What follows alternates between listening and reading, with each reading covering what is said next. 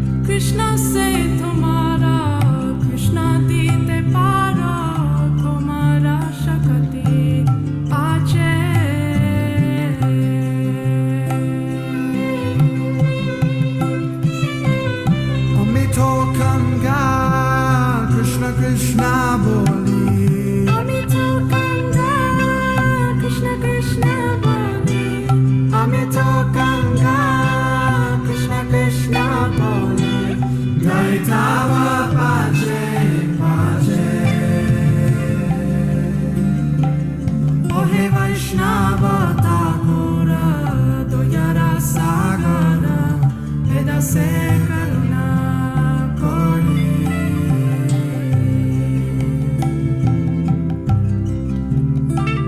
Ohe Vaishnava Thakura Doyara Sagara Vedase Karuna Kori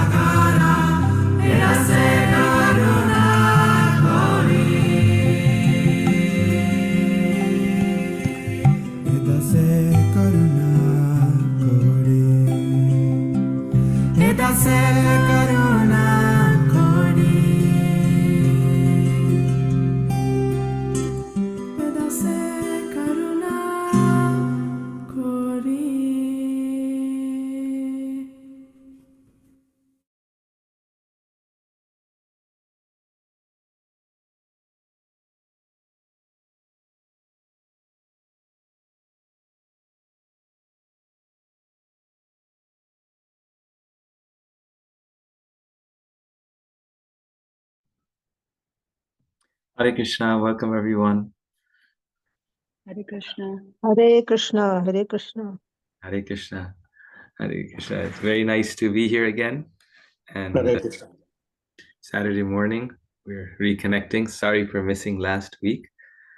We actually had a very nice retreat here with His Holiness Romapad Swami Maharaj. Very wonderful retreat. And he gave us so much inspiration on the holy name. And so that was last weekend. And now we are back to studying the Bhagavad Gita. I hope your homework is going well, and you're up to date, you're getting up to date. Thank you, Rashmi Mataji, for all the work that you put in to kind of organize the list of students and answer their questions. So we apparently have 36 students that are actually planning to complete the course with a certificate. So that means we should have all of you on the call as much as possible, 36 people, because you're taking it for credit, so it's important to attend the classes. So thank you for attending and completing the homework. As I mentioned in my responses, to take the exam, you have to finish all the homework, so send it all in, and also attend the classes. If you miss one, you can always see the recording, but in general, attend as many as possible, majority of them in person. And that's the Bhakti Shastri requirement. Those two things must be done, and then you can take the exam. So very straightforward, but those are just the basic things. Three things: the homework, the classes, and the exams. So, yes. Prabhuji, can I ask one question? Yes. This is nothing related to Bhakti Shastri. It's related to your retreat last week. Okay. So Yes. it mentioned that, everybody, it was about the 64 rounds. So how does that work? Like in one, like everybody sit there and chant, or how does it work? So the good question. So one day of the retreat, not all of the retreat, but one day it's a 64 round day. So we start in the morning and we try to complete the 64 rounds. In the temple room, there's a lot of devotees because they're completing their 64 rounds, but not everyone completes them at the same time. So some people, they wake up 3 in the morning and they chant most of them before 8 a.m. in the morning. Others, they get up for Mangal Arati and then they do their rounds like 8 or 9 before breakfast, but then they do most of it afterwards. Or maybe they do more like 12 before breakfast. So it's the 64 round day. It's not all in unison, but but there's from like like 8 o'clock to 1 o'clock. There's a lot of devotees in the temple because the majority of them are finishing their 64 rounds. So the experience is to try one day to chant 64 rounds and to see how it is, to see the effect. and to apply the principles that we're learning in that experience. Yeah, thank you so much, Prabhu. Yes, thank you. Yeah, so you're all welcome to attend next year. Yes. Sure, thank you so much. Yes. Yes. So and yeah, please please keep never stop the Bhakti Shastri, even if we don't have class. Please keep reading and keep moving forward with the readings.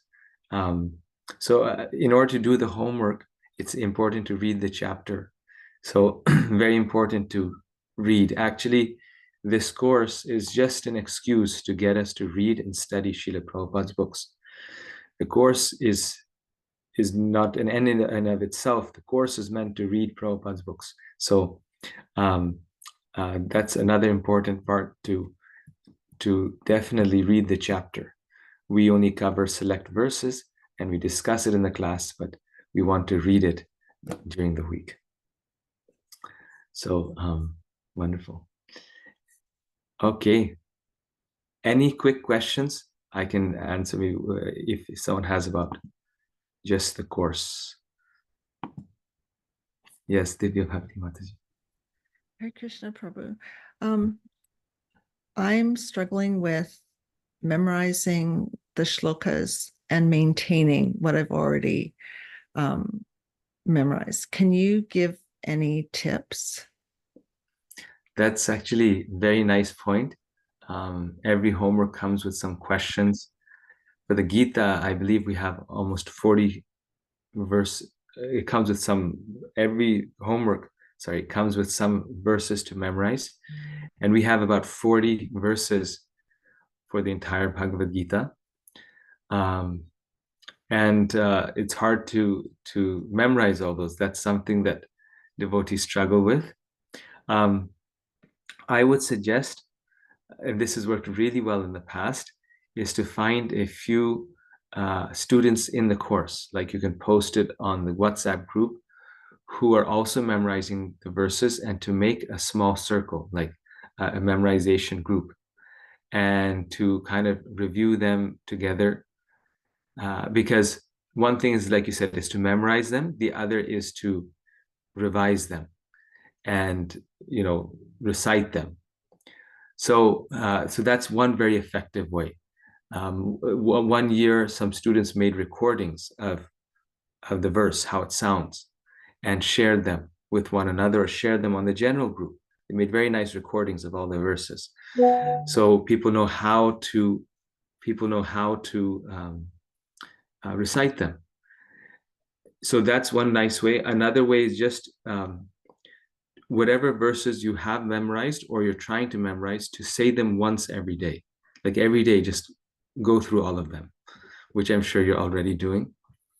And the hard part is that, we need to memorize the verse and also the meaning. So it's both. And the meaning is sometimes harder to memorize. In the meaning, the main thing is to get the parts of the meaning. You don't have to get the exact wording. That's important. So the verse, you need the exact wording. It has to be precise. The spelling doesn't have to be perfect, but the wording has to be there. In the meaning, like, if you remember, okay, these are the three parts of the verse, and I need to memorize, this is the three main messages. Then even if it's in your own words, that's okay. Manmana bhava mad bhakto, Krishna saying, think of me. Madhyaji, worship me, offer your homage unto me. In this way you will come to me. Okay, I got the main parts of it. During the exam, I will, how do I do it? Do I just give the verse number, or I also give, sometimes I give like the first word, which really helps devotees remember it. But okay, this is the first word.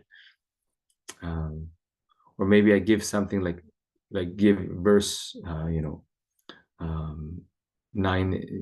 9:34, which talks about such and such thing. So maybe some hint to remind us of where that verse is. Thank you. Yes. Thank you all for reminding all of us about the verses. I forgot about that also. Yeah, the verses is a big part, trying to get those verses down. Yes. So these breaks that we get once in a while, there's good time to catch up on the verses or memorize verses ahead. Yes. Lavanya Mataji. Hare Krishna Prabhu. Hare This is Krishna. related to Bhakti Shastri exam. So actually, I'm lagging, in my homework. So I'm going very slow. So I'm going 5 hours or so. So I don't think I'll be able to give this time. So maybe next time. So if for this course, so can I give the Bhagavad Gita exam later when you conduct it again? Yes. So um, if someone is unable to complete the homeworks, like a lot, like most of the homeworks are not done, then you can do it in the second round. That's very nice. But the other thing also is that if you just have like 4 or 5 homeworks left and you're not ready, you can take the exam at a later date. I don't recommend that because the course moves forward and it always seems, we think, oh, I'll get it done later, but later it becomes harder. So doing it in the second round is a good idea. But at some point you'll need to complete the homework. So you can try to do as much as possible, but like you're saying, you're going slow and steady, that's perfectly fine. Thank you, Prabhu. Thank you. Thank you. Yes, Mata. Sakhi Stali Mataji. Hare Krishna, Prabhuji, Dandapranam. And Prabhuji, my question is for chapter 14. We are going to start 15 today, right? yes. My question is from chapter 14, verse 6, where we are talking about the mode of goodness. Mhm. And in the translation, it says the mode of goodness is the purest of the 3 modes. It is illuminating and frees one from sins and distress. So I didn't understand that part because when we are in Shuddha Sattva, we understand that we are free from sins. But how does mode of goodness frees one from the sins? Can you please explain this? Thank you. Yeah. So actually, Shuddha Sattva is pure goodness, right? When we say Shuddha Sattva, the transcendental stage is pure goodness. So once we are on the platform of goodness, one is already on the, you could say, the path to Shuddha Sattva. One is already getting free from sinful reactions. So in the mode of ignorance, one gets a lot of reactions, mode of passion, also a lot of reactions. But when we act in the mode of goodness, it generally means that we're acting according to the instructions of the Vedas. So mode of goodness doesn't give us love for God. It doesn't give us bhakti. It doesn't give us prema bhakti. So it doesn't remove all of our sins, like Krishna says in 1866, Sarva Dharma Parityaja, that it removes all of your sins, just surrender unto me. It doesn't do that, but the mode of goodness does. How does it bring happiness and illumination? Because your sinful reactions are being removed by the mode of goodness.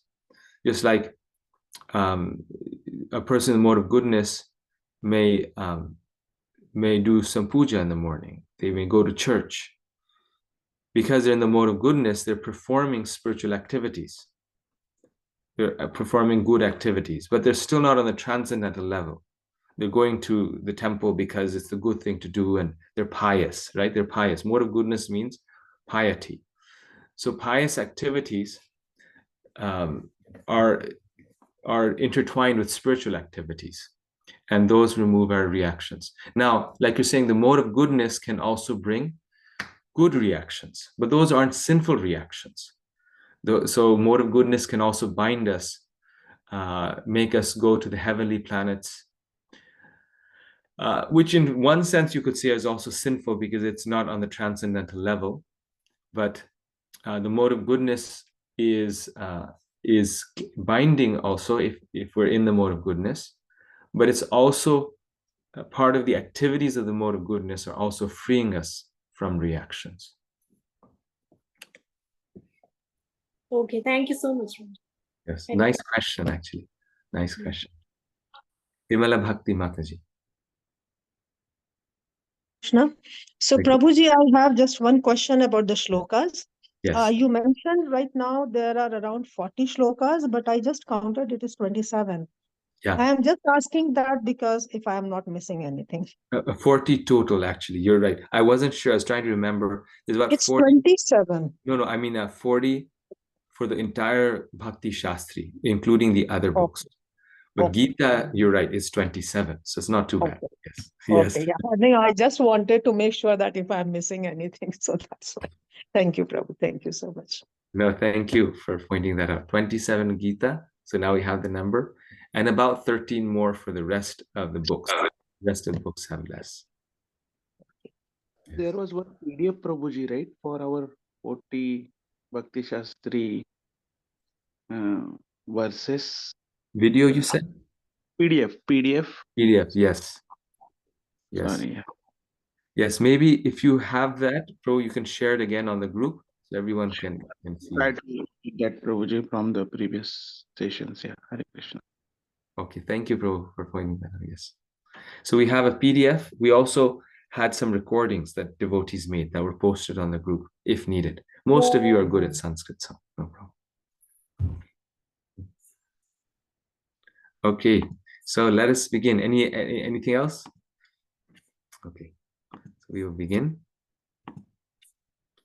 So just share. Here we go. Bhagavad Gita as it is. We'll start with the prayers to the spiritual master. Om Jnanam Timirandhasya Gyananjana Shalakaya Chakshurunmilitam Jena Tasmai Shri Gurave Namaha Shri Chaitanya Manobhishtam Stapitam Jena Bhutale Swayam Rupa Kadahmayam Dadati Swapadantikam Vandeham Shri Guru Shri Yuta Padakamalam Shri Gurun Vaishnavangsha Shri Rupam Sagrajatam Sahagana Raghunathan Vitam Tam Sajivam Sadvaitam Savadhutam Parijana Sahitam Krishna Chaitanya Devam Shri Radha Krishna Padan Sahagana Lalita Shri Vishakhan Vitangsha He Krishna Karuna Sindho Dinabandho Jagatpate Gopesha Gopika Kanta Radha Kanta Namostute Tapta Kanchana Gaurangi Radhe Vrindavaneshwari Vrishabhanu Sute Devi Pranamami Hari Priye Vanchakalpa Tarubhyascha Kripa Sindhubhya Evacha Patitanam Pavanebhyo Vaishnavebhyo Namo Namaha Jai Shri Krishna Chaitanya Prabhu Nityananda Shri Advaita Gadadhara Shri Vasadi Gaura Bhaktavinda Hare Krishna Krishna Krishna Hare Hare Hare Rama Rama Rama Hare Hare.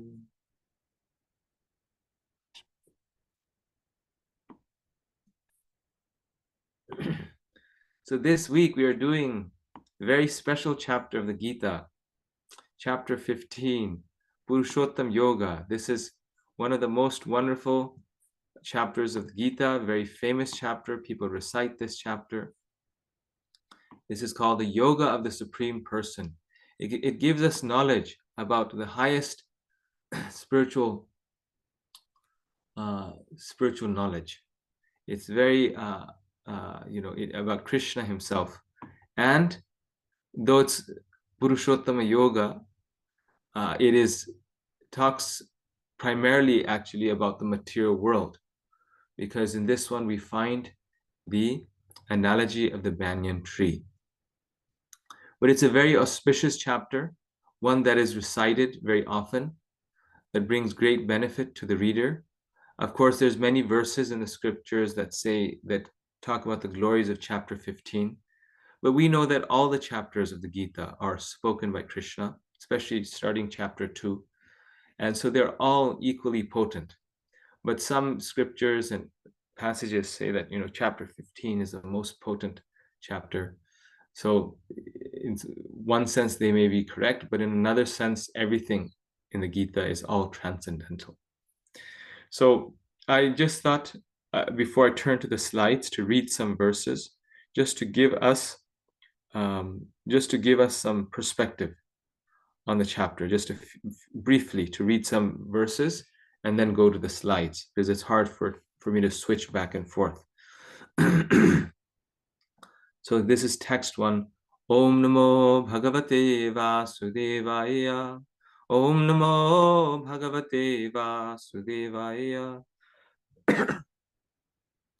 Shri Bhagavan Vacha Urdhvamulam Adashakha Ashvatham Prahuravyayam Chandamsi Yasya Purnani Yastam Veda Savedavit. The Supreme Personality of God, it said, it is said that there's an imperishable banyan tree that has its roots upward and its branches down, and whose leaves are the Vedic hymns. One who knows this tree is the knower of the Vedas.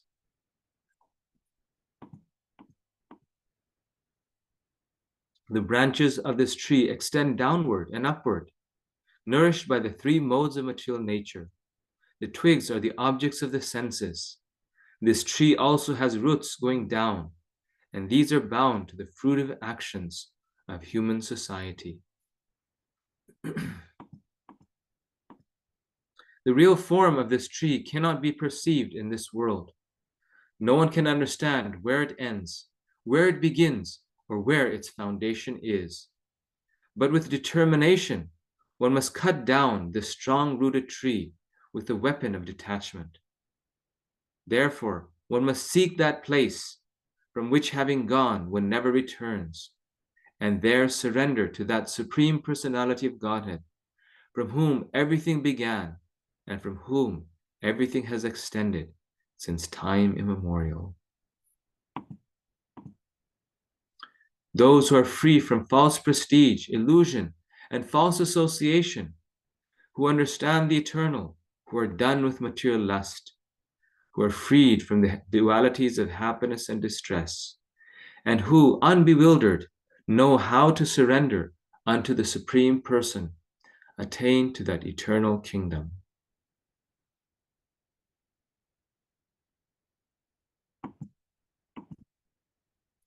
That supreme abode of mind is not illumined by the sun or moon, nor by fire or electricity. Those who reach it never return to this material world. The living entities in this conditioned world are my eternal fragmental parts. Due to conditioned life, they are struggling very hard with the 6 senses, which include the mind. This is a very famous verse. It might be one of your verses for memorization, where Krishna says, Mamai Vangsha Jiva Loke, Jiva Bhuta Sanatana, where he says that each living entity is my ansha. And this also refutes Mayavad philosophy, which says that the living entities are the same as the Lord. No, Krishna is saying they're my ansha. And they are struggling in Prakriti, bound up within Prakriti. The living entity in the material world carries his different conceptions of life from one body to another, as the air carries aromas. Thus he takes one kind of body and again quits it to take another. The living entity, thus taking another gross body, obtains a certain type of ear, eye, tongue, nose, and sense of touch, which are grouped about the mind. He thus enjoys a particular set of sense objects. So people sometimes ask, where is karma and reincarnation mentioned in the scriptures? Well, here you see in chapter 15. The foolish cannot understand how a living entity can quit his body, nor can they understand what sort of body he enjoys under the spell of the modes of nature. But one whose eyes are trained in knowledge can see all this.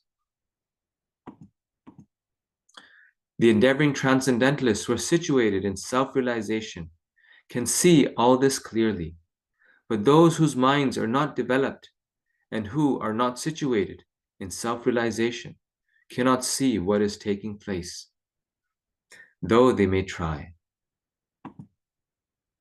The splendor of the sun, which dissipates the darkness of this world, comes from me, and the splendor of the moon and the splendor of fire are also from me. I enter into each planet, and by my energy they stay in orbit. I become the moon and thereby supply the juice of life to all vegetables. I am the fire of digestion in the bodies of all living entities, and I join with the air of life, outgoing and incoming, to digest the 4 kinds of foodstuffs. I am seated in everyone's heart, another famous verse, and from me come remembrance, knowledge, and forgetfulness. By all the Vedas, I am to be known. Indeed, I am the compiler of Vedanta, and I am the knower of the Vedas.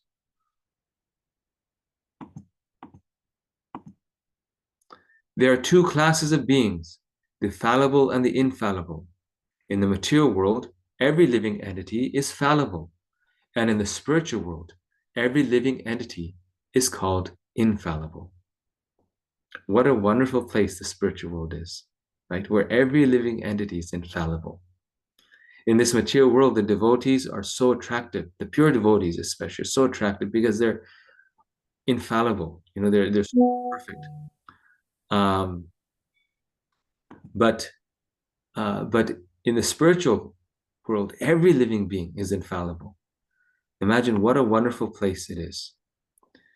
Besides these 2, there is the great living personality, the supreme soul, the imperishable Lord himself, who has entered the 3 worlds and is maintaining them. So now you can start to understand why is this chapter called Purushottama Yoga, because it's describing the Lord. Who is the Lord? And not just the Lord, but the Lord in relation to the individual souls and in relation to the material world. So this chapter has everything. It has the 3 topics of Vedanta, which is Ishvara, the Lord, Jagat, the planet, the nature, this world, and the 3rd one is the jivas, or the atmas, the living entities. So it's describing the relationship and the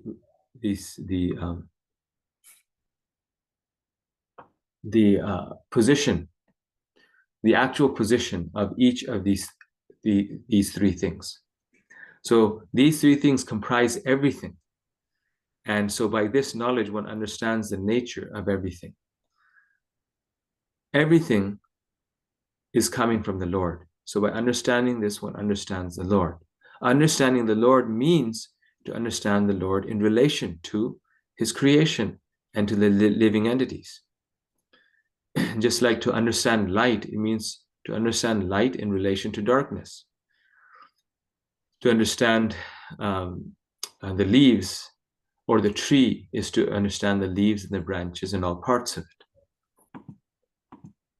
Because I am transcendental beyond both the fallible and infallible, and because I am the greatest, I am celebrated both in the world and in the Vedas as that supreme person. Whoever knows me as the supreme personality of Godhead, without doubting, is a knower of everything.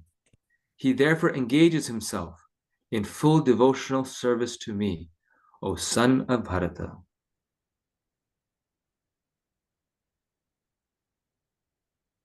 So just what I mentioned. One who knows the Lord is a knower of everything. And then if you have that knowledge, if you truly have that knowledge, you have no option but to engage in this full devotional service of Krishna, because Krishna is everything. This is the most confidential part of the Vedic scriptures, O sinless one, and it is disclosed now by me.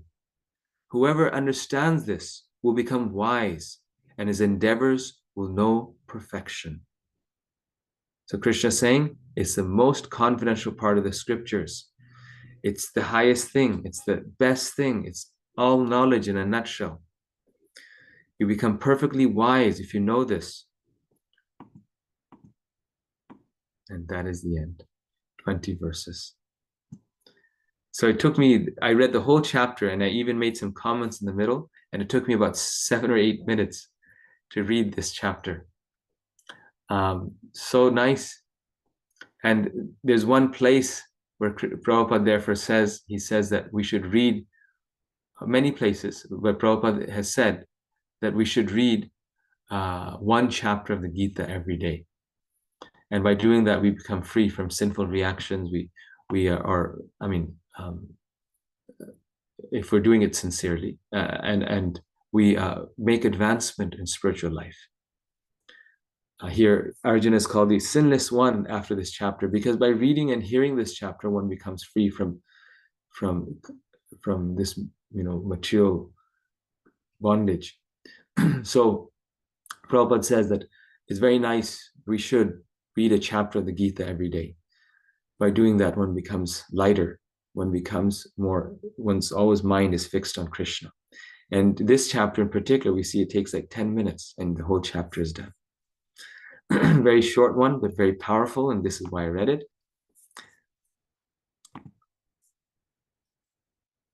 Okay, so now chapter 15.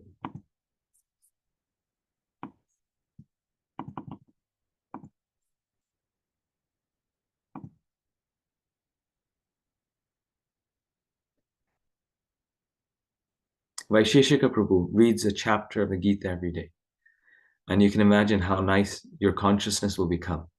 So some chapters are quite long, like chapter 2. So it's hard to do in one day, but definitely chapter 15 is a nice one. Okay, the main theme of this chapter is one can be free from entanglement within the material world by cultivating a transcendental desire to enter into the spiritual world.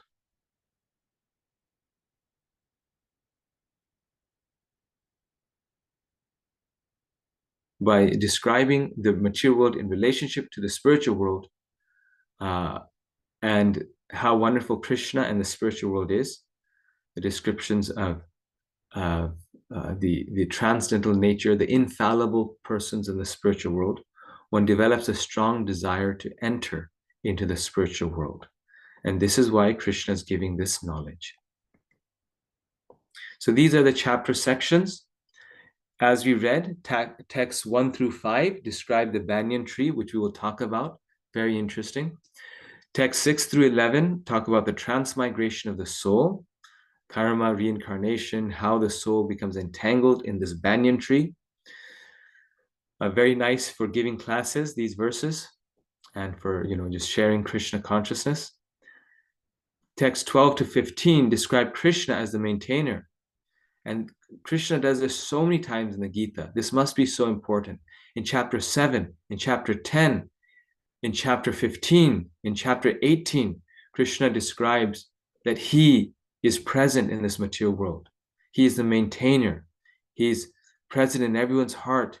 He is the light of the sun, the light of the moon. He describes, who am I? And not just who am I, that I am, Satchit Ananda, but in this world, how is he present? So that we can think of Krishna while observing this world, while understanding this world. And then in this chapter, we have a very special Gita. In chapter 10, we have the Chatur Shloki Gita. And here we have a Tri Shloki Gita, Tri Shloka Gita, which is verses 16 through 20. So those are very important. You now even have a shorter Gita. If 4 verses was too much, you can even know the entire Gita in 3 verses. So like I said, every chapter is like a Gita in of itself. Krishna is so kind. He he condenses all Vedic knowledge into 700 verses. And then he takes those 700 verses, he condenses it to 4 verses, to 3 verses, to 1 verse. 1866, that's the message of the Gita. Just surrender to Krishna. So Krishna is very kind. He keeps on giving us ways in which we might just connect with him. So text 1, let us begin with this banyan tree. So Krishna is talking about this banyan tree that has its roots upward and its branches down, and whose leaves are the hymns. One who knows this tree is a knower of the Vedas. So what is this tree that Krishna is speaking of? Well, on one thing that we know, it's a banyan tree, because that's the only tree where the roots go up and down. All other trees are very, very, clear, as, the roots are down and the branches are up. But the banyan tree, it's up and down. So it's referring to a banyan tree, but it's also referring, as you see in this image, to another tree. Anyone want to guess what that tree is?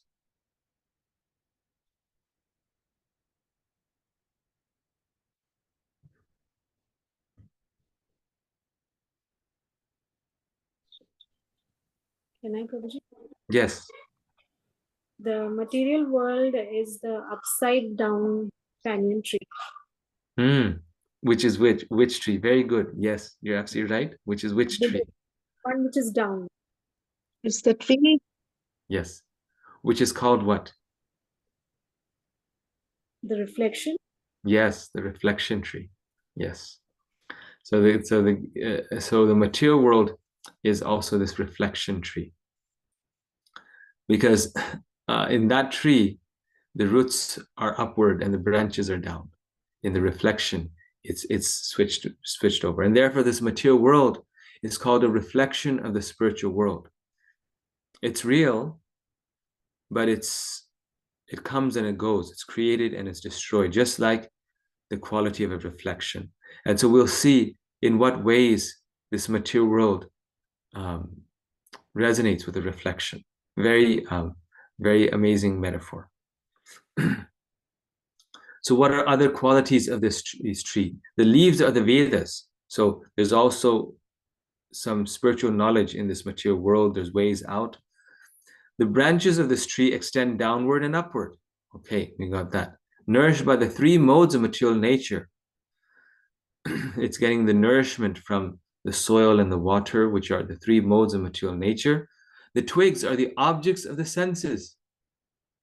So the twigs are described as things that people pursue in this material world.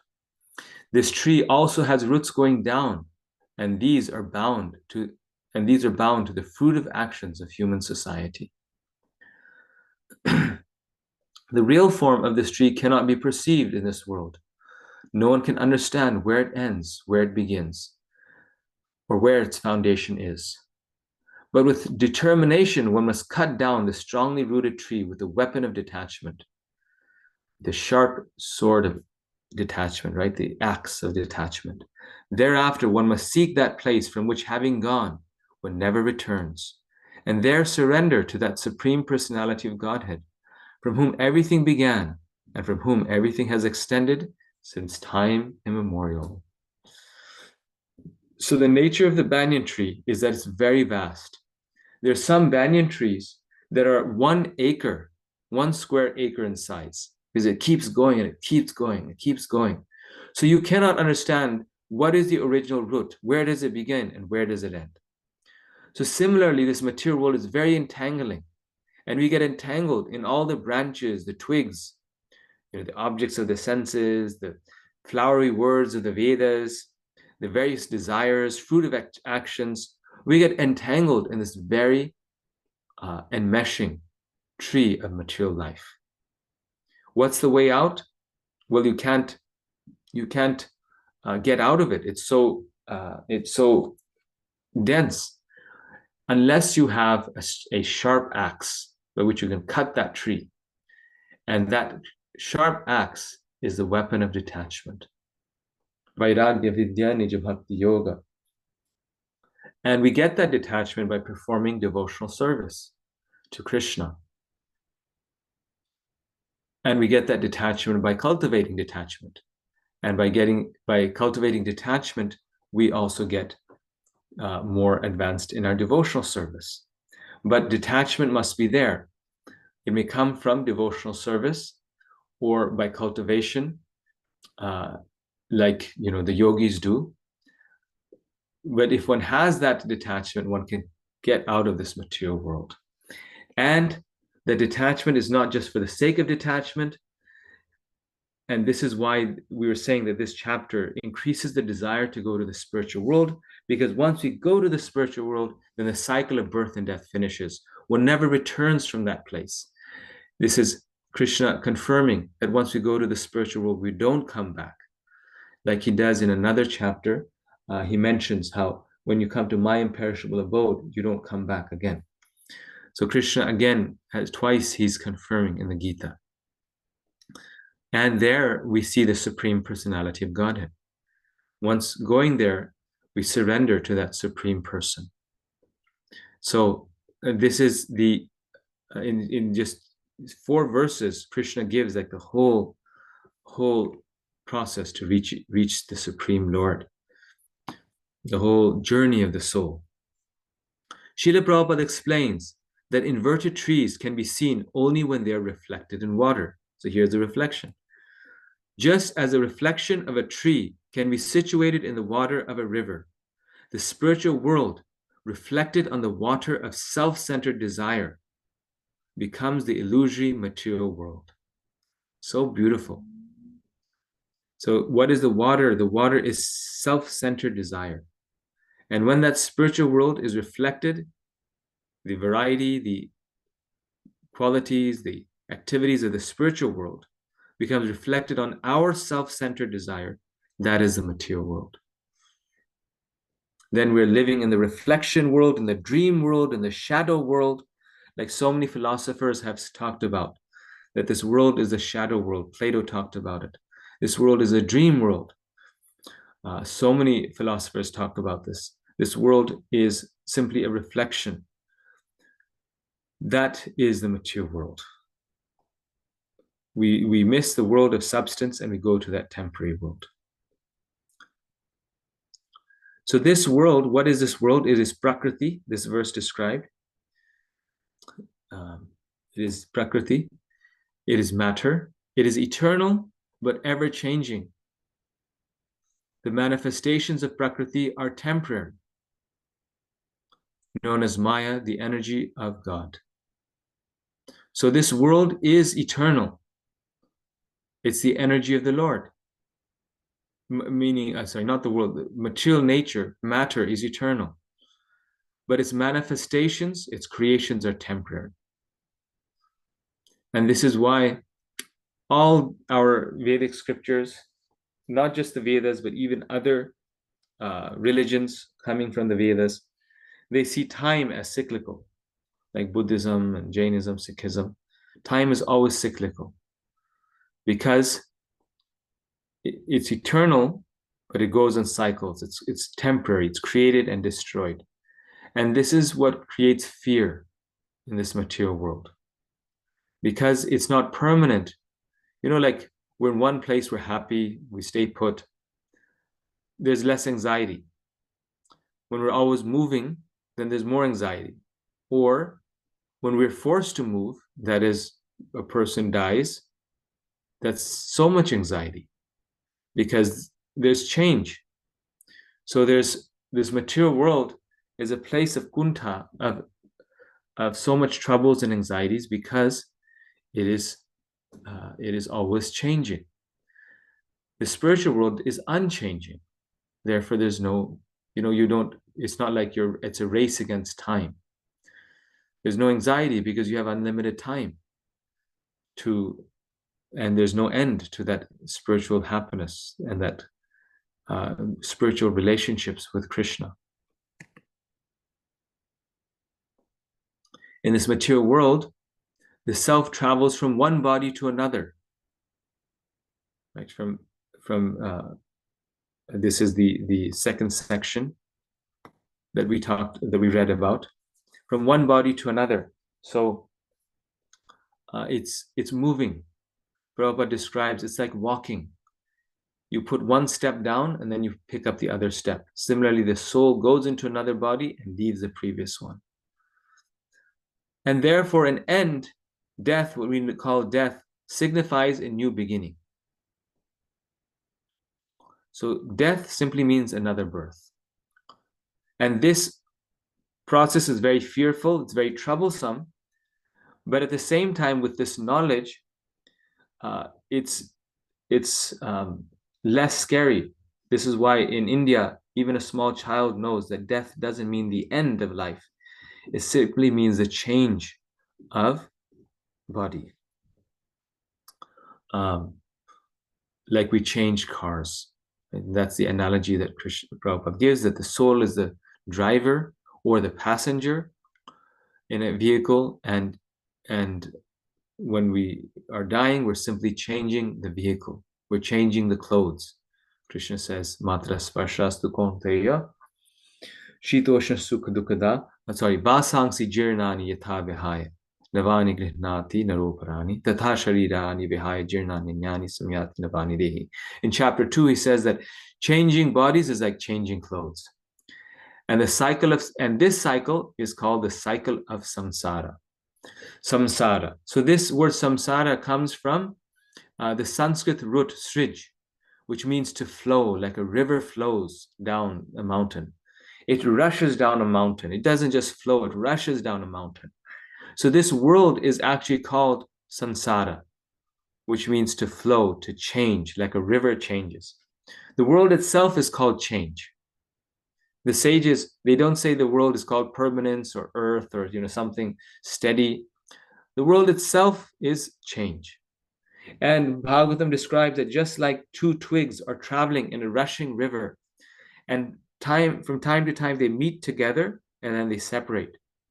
In the same way, we are in this rushing river and we are twigs in this river, and we sometimes meet with another person.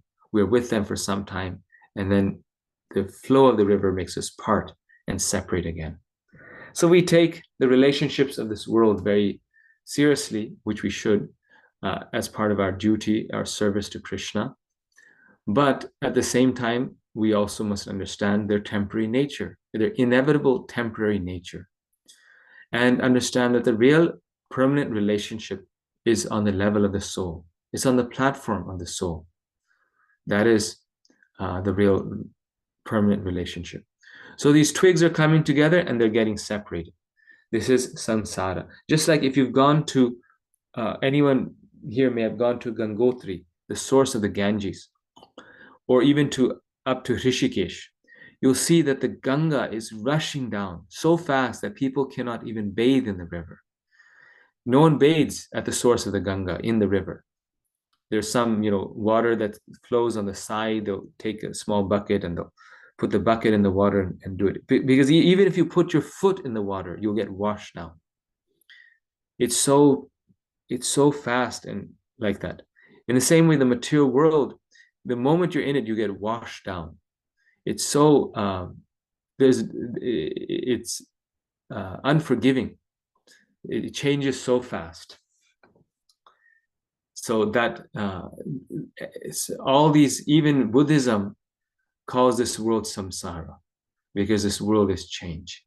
Samsara is a very universal term, simply on the recognition that everything is impermanent in this world.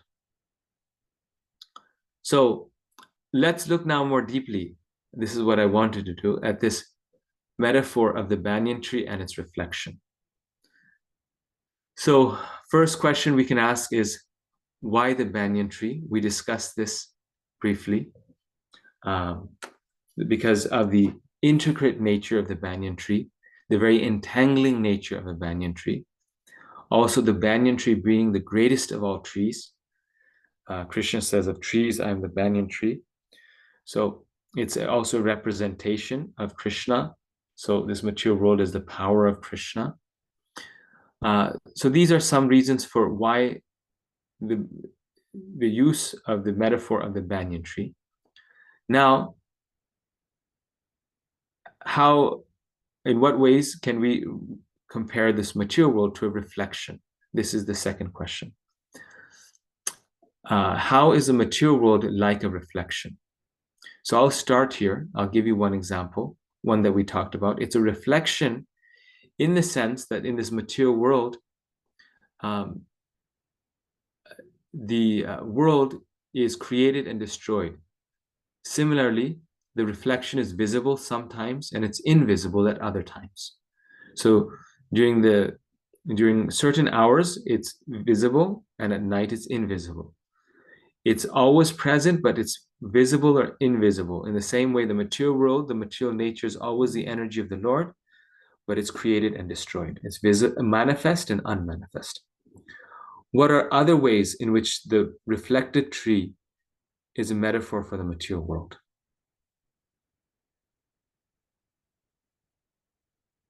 Someone suggest one way.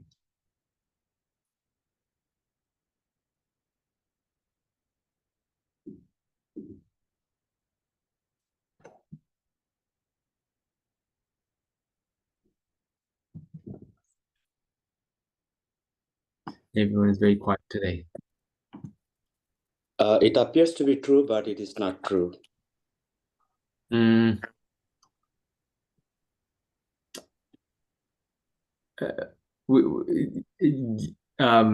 problem with terms is that terms can be very broad. So following that, in what sense is it not true, or what sense is it true?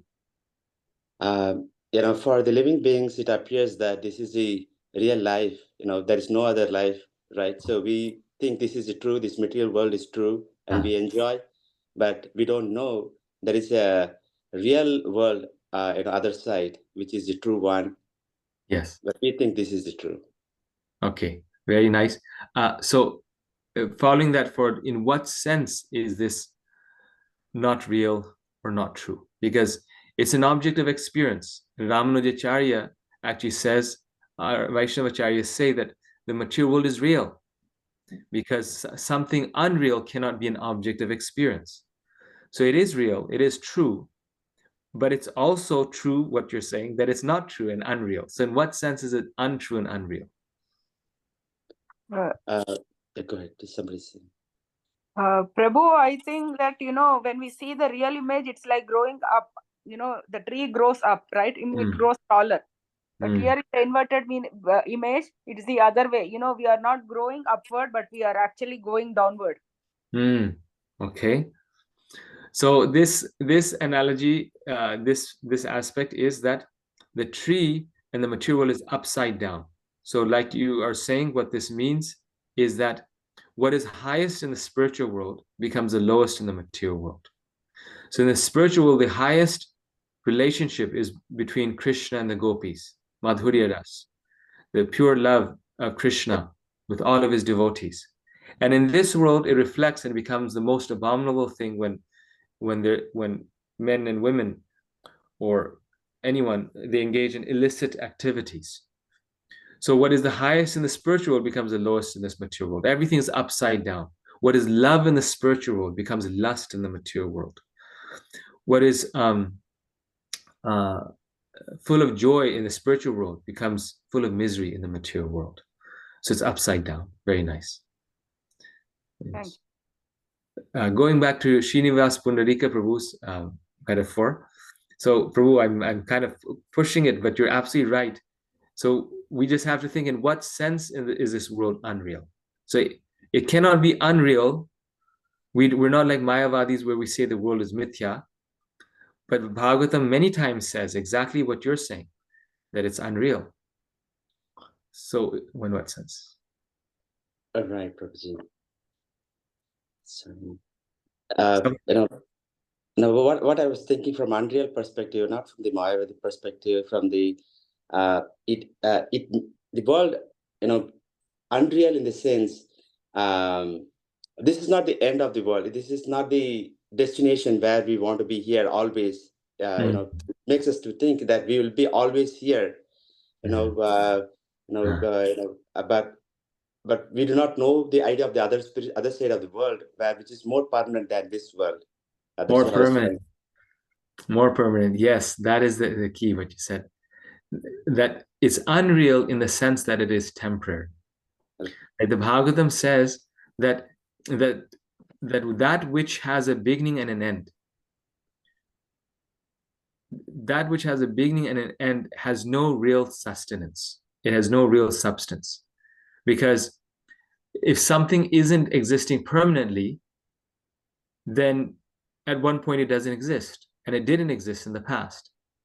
So it really does not have any true existence. So in that sense, in the sense that it is temporary, like we're saying, the manifestations are temporary of this material nature. It is unreal and untrue in that way. Now, the second point that you're mentioning in terms of untrue is that the material world is bewildering, just like the reflection is bewildering. We may accept, and this is the point that you are getting to, we may accept that which is temporary to be the eternal.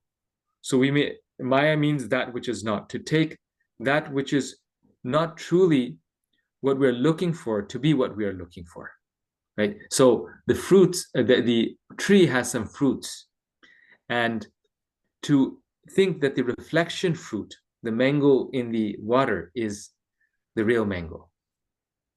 So it doesn't have the real juice, the real substance. Very nice. Okay. So we covered just a few. There's like 6 or 7 more. So who else wants to suggest another way in which the world is like the reflection world? This analogy is very deep.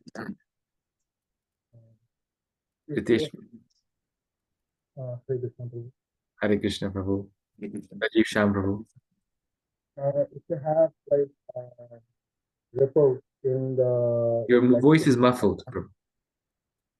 If you have Yes. reflection, when there are like disturbances to the reflection, kind of analogous to our material life, where you have reflections, disturbances that temporarily cause, and we think that the whole world is out of order.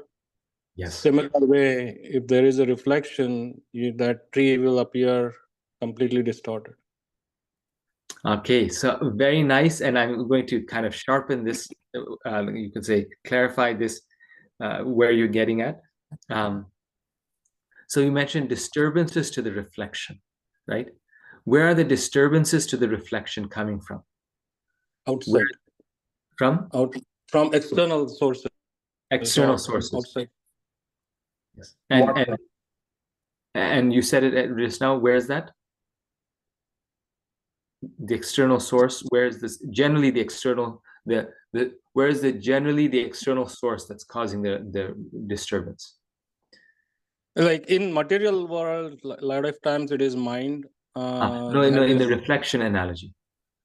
In the reflection analogy, let's say if I drop a pebble in water, it will cause those ripple effects.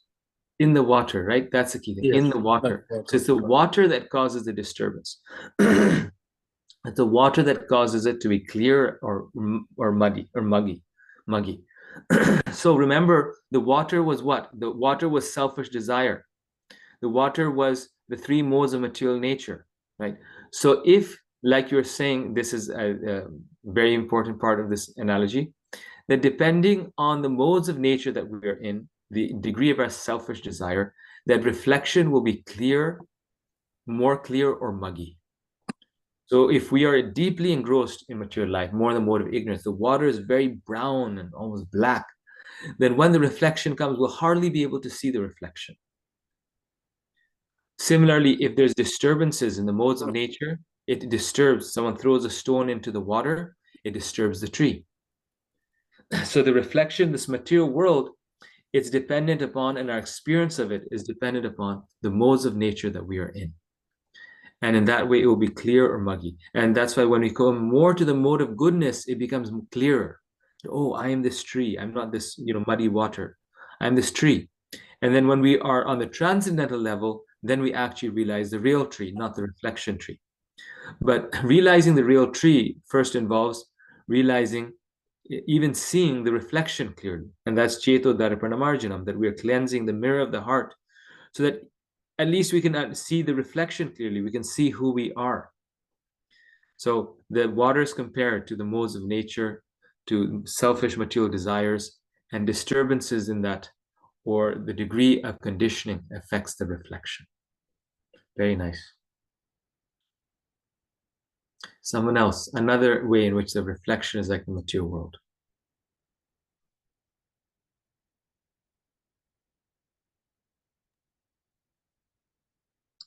Think about the fruits. What's the relationship between the fruit of the reflection tree and the real tree? Prabhuji, Hare Krishna. Hare Krishna. I mean, we have 180 degrees of the entire tree. We have 90 degrees in the top and 90 degrees in the below.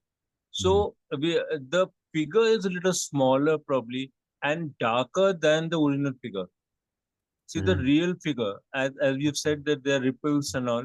So it is a little darker, and the picture, original picture, changes when any dormant by any effect, substituting effect like some water movement or something.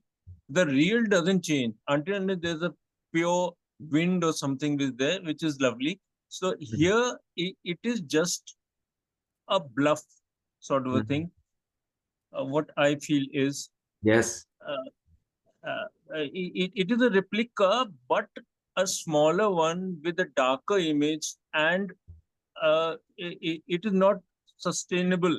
It is it can change, it's temporary, and probably that seems to be there. Yes, you brought up two very nice points, and this completes it actually. So the first one is, there's more actually, but at least the main ones we'll get this way. The first one is, you mentioned how, in your explanation, how the reflection tree is affected, but the original tree is not affected. It remains steady. So the analogy of the reflection is very essential and used again and again in the Bhagavatam, Upanishads, because the reflection is dependent on the tree, but the tree is not dependent on the reflection. The reflection is intrinsically and inherently dependent on the tree. In other words, the reflection has no existence. It has no meaning without the tree. In the same way, the material world is inherently dependent on the Supreme Lord and the spiritual world, the Krishna. There's no conception, you can say, of this world without its source, Krishna. But Krishna is not dependent on the material world. It's a one-sided, it's a one-way dependence.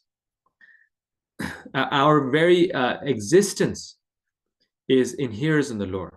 There's no meaning to us, to this world, without Krishna, because we are all his energy. We are either in the spiritual world or in the material world. In some ways, we are his reflections.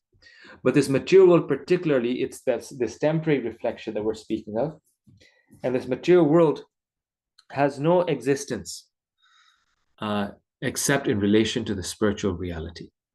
So that's point one. The second point that you mentioned is that the reflection does not carry all the qualities of the original tree, only some of them.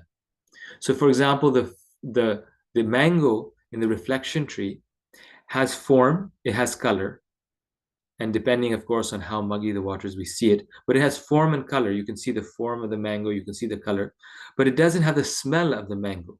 The reflection mango doesn't have the smell of the real mango. It doesn't have the taste of the real mango.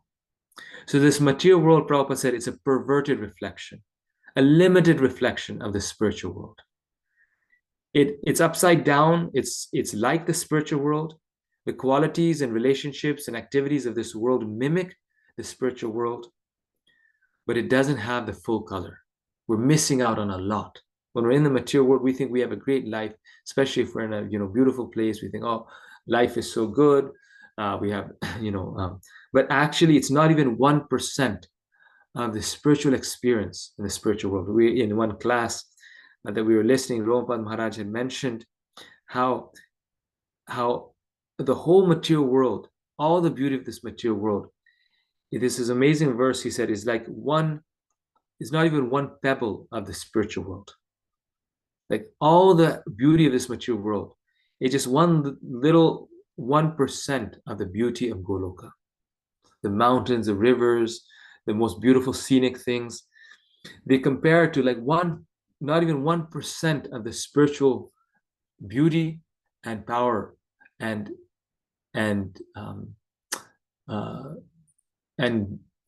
bliss of the spiritual world. So we think, oh, I haven't visited, Scotland, I haven't visited, Switzerland, or this, I haven't seen, that I haven't seen. But this whole material world is not even, everything, all the scenic things that we see in this world are coming from the spiritual world, but only 1% of it. They're all present there. Mountains with snow, lakes, rivers. It's just an ordinary thing in the spiritual world. So this world is a limited, perverted reflection of the spiritual world. Okay, so I think we got all of them. Any others come to anyone's mind? Anyone want to thought of any other way in which the reflection can be compared? So this is a very powerful analogy, very good for your preaching, and must understand it deeply. It's one of the most commonly used analogies in the Bhagavatam to describe the material world, and in the Gita, as we see also. The existence of this world implies the existence of the spiritual world.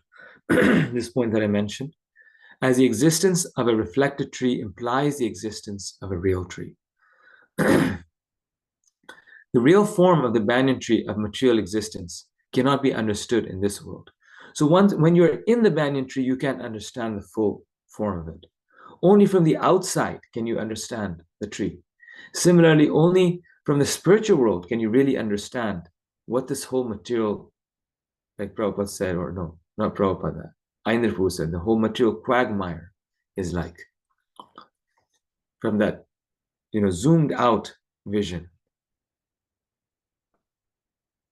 And so these are the different parts of this tree.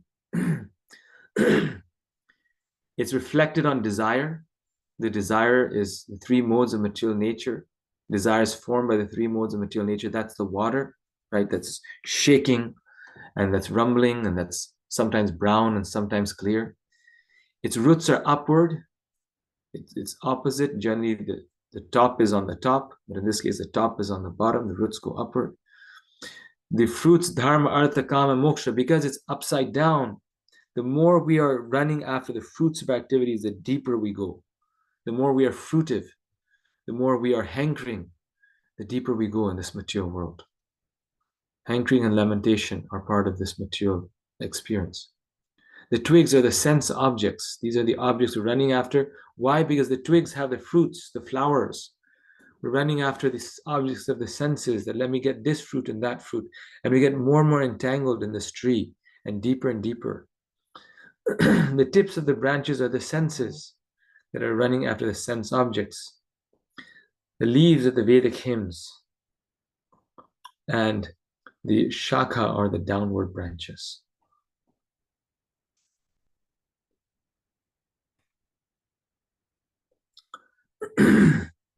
The reality is in the spiritual world. So the real reality here, we see such a nice image here. This is the real place of spiritual, loving relationships. The thing that where we actually belong, that actually gives us perfect, unlimited, eternal happiness. The material world is the reflection. It's not just the happiness, but the strife, the anger, the frustration, the selfishness that comes from it, the lamentation, the suffering. And here again, we see the dharma, artha, kama, moksha are all part of this material quagmire. The devas, they're sort of more higher up in the tree, but they're still stuck in this tree. But above it all, there's this perfect spiritual world where we belong. Everything that we find in the material world is in the spiritual world, but it's perfected form. So that's why when we have Krishna, we have everything. We don't need any other thing. And when we don't have Krishna, we may keep searching for all different things, but we won't find happiness. There's a man who was living in Japan, a young man, young boy, and his dream was to come to the West, to come to America. And so he finally finds, after so much effort, he was from a very kind of poor family. Somehow his parents get him on a plane and all the expense of it, and he gets in a school in America to study. And then when he comes here, like a year after, he's in a car accident and he dies in New York City. So his dream was to come, and then he comes, and his parents, his family, everyone are devastated because he dies. So nothing in this material world can give us pleasure. So urdhva moolam, this means roots upward. This is a very important word. Material world is roots upward. Just like if you have to keep yourself, Prabhupada says, the legs are up and the head down. Somebody keeps you like this, how long you will feel comfortable? So this is why everything is awkward in the material world. We're upside down always. If somebody takes your legs and catches you, your head down, then it is not very comfortable. So this whole material world is like that. Urdhva moolam. The moolam should have been down, but it is up. Therefore, it is uncomfortable. Material world, Prabhupada says, is an embarrassing situation. The spiritual world is natural and full of bliss. Material world is embarrassing. Everything uncomfortable. Another explanation is it is perverted reflection. We have got experience of the urdhva moolam. On the bank of a river or the bank of a pond, tree is standing. But the reflection, we find that the same tree has become urdhva moolam and adha shakham. So, by this statement, Krishna says that this is not real. That reflection in the water of the tree is not real. Real tree is up. Similarly, real enjoyment, real varieties. Everything is in the spiritual world. Just like what we were saying.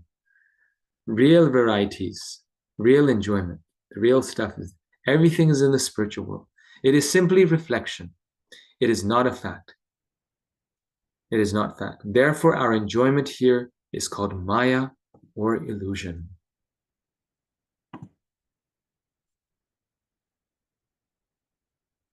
Yes, such a nice point. Show the Vatsala Prabhu. Baby is urdhva moolam in mother's womb for 9 months. It's upside down. It's a fact.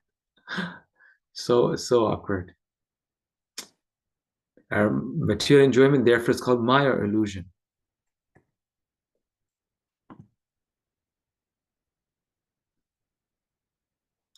And we talked about this. In what sense is a reflection, the material world, unreal? It's unreal in the sense that it's temporary.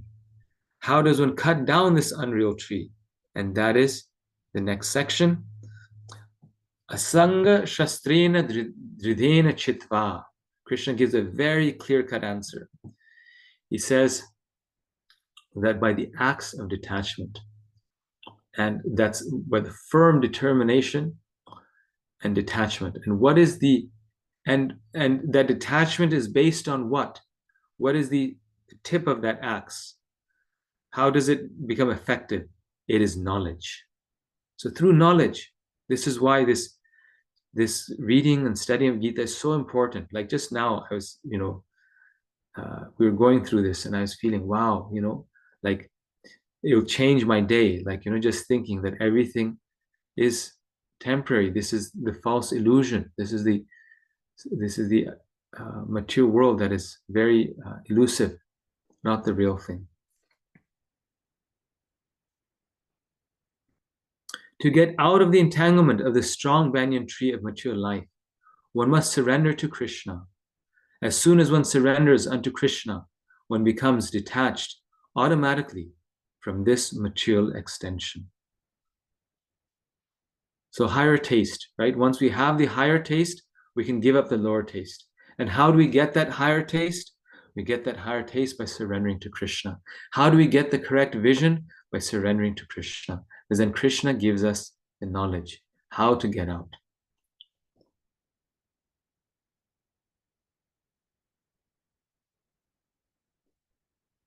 Okay, so I'm going to stop here.